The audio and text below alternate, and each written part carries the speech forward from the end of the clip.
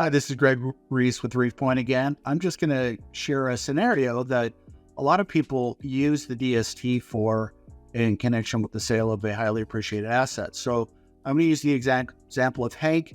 Hank owned an investment property in Southern California that used to be his primary residence, but he decided he wanted to get out of California and all the regulations and rules and new taxes and things that were coming down. He just felt that he and his family would be better served by moving to a more tax-friendly state, in this case, Nevada. In the meanwhile, he had turned his former residence into an investment property, and it had grown substantially, and it was worth about $5 million at that point in time.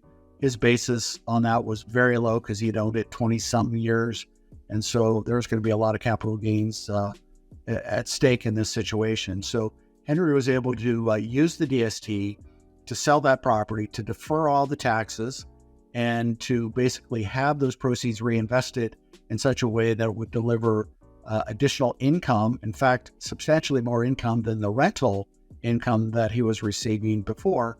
In addition to that, now that he's a taxpayer of Nevada and not a taxpayer of California, to the extent that he's only receiving interest payments on his DST note, he's paying tax as a Nevada resident, not a California resident. So on the interest portion, he's not paying California tax at all. California will get their share eventually as Hank decides to start drawing down even more than interest, drawing into principal, but that could be many, many years down the road. So it's another way both to defer taxes and actually to reduce the tax brackets that you actually pay taxes in.